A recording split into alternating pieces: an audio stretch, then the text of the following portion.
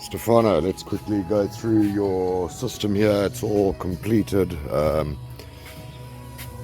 So yeah, it's basically been reconstructed completely, and everything's been cleaned up. There's no loose stuff in the harness. Yeah, it's all good. Let's start down here. So coming down on this side, on the right hand side bank, you've got a split. The one side goes into a 5-pin connector, which will go into your airflow meter. The other one carries on going down, splits again.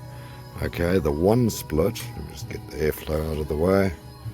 The one split goes to your alternator connector. I've got a 5-speed alternator so on this engine, so I've got an oval connector.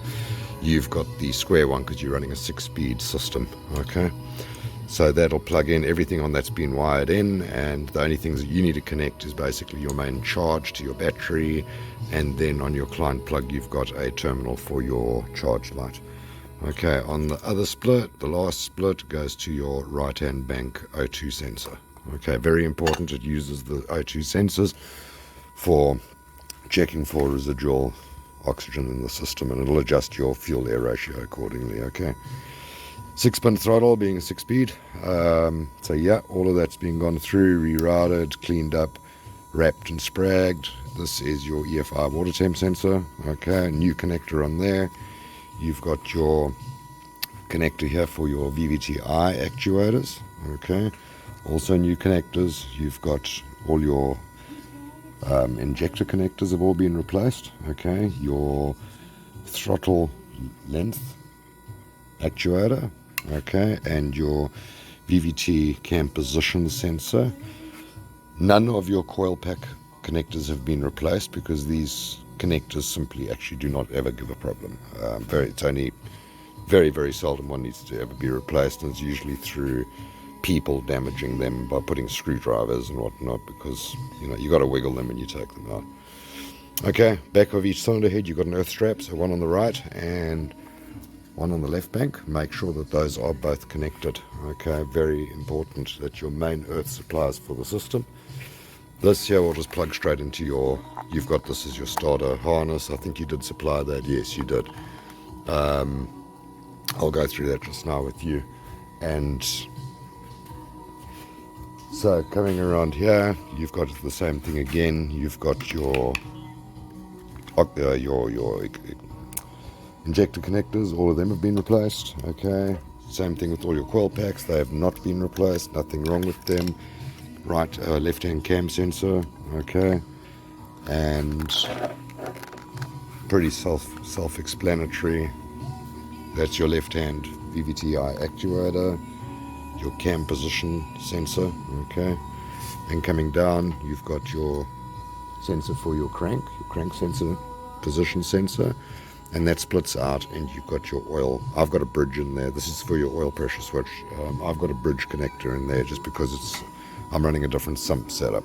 Okay, coming down here, you have your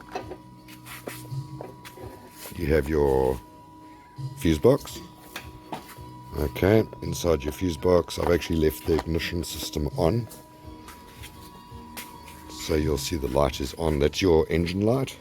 Okay, you've got all your fuses and you've got your relays. So you've got your 2 ignition relays, you've got your 2 start relays, or your 2 fuel pump relays, and you've got a start relay. So the reason why you've got 2 fuel pump relays, you've got one that's controlled via the ECU, and you've got another one that's controlled via the crank signals, basically like a priming circuit, if I can put it like that.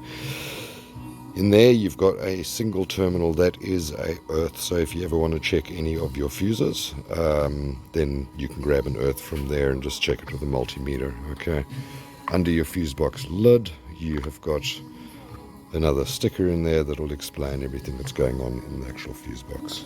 Okay, so let's go down to let me get this lid back on, and we'll go down to your ECU. Okay, so basically you've got a red cable coming out of here going into your ECU box. That is, I don't know, it's about 4 feet or whatever. That goes directly to your battery positive. Okay, then it goes down to your ECU.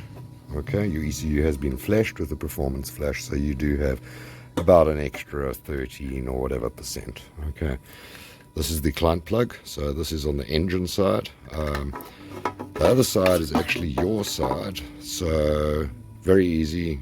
You've got fuel ignition start, you've got your rev counter, temperature gauge, oil light, charge light. Okay, underneath you've got your 6 wires for your accelerator pedal. All of those have been wired in. I will show that to you in a minute. And then these middle ones are for an OBD2 connector. That is also wired in. So let me just show you here. I've actually got a dongle plugged in there, or not a dongle, but a Bluetooth device for diagnostics. So that's basically your Bluetooth, your OBD2. You can cut and extend if you like. A lot of guys just leave it as it is. A lot of guys cut it. It's completely up to you. Okay. Going back to your accelerator, so I've wired in a 6-core cable, and that is, I don't know, probably 5 feet or whatever. It's a whole long cable. And then we had the discussion regarding a accelerator pedal. So this, I think, this comes from a Sequoia, but I'm testing it on your whole system. So what I've done here is, you can see these ignition start and fuel are the only 3 connectors or terminals that I've wired, or connected to the actual start stand. That's the only ones that I need to connect to the start stand. Everything else is basically as a standalone system. Okay. This plastic cover is the cover that I could not find in your box that I presume that you've got. So this is actually from another customer. I obviously can't give this, it's not mine to give, but I've put it on here just so that I could show you which cover is missing.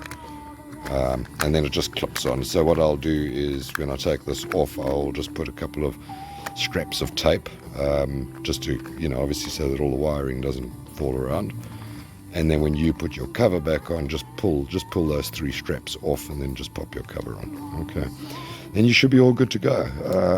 I'm going to quickly put on the airbox and plug in the airflow meter, and then I will do a start run for you on another video. Oh, this is another connector that we put in for you. On a 6-speed, you'll see you've got your EFI water temp sensor. Just below it, you've got a little plug. That can be screwed out, and you can screw in a water temp sensor, a Toyota sensor. This is the Toyota connector. So don't get the fat blade or the 4.2 or whatever blade terminal connector.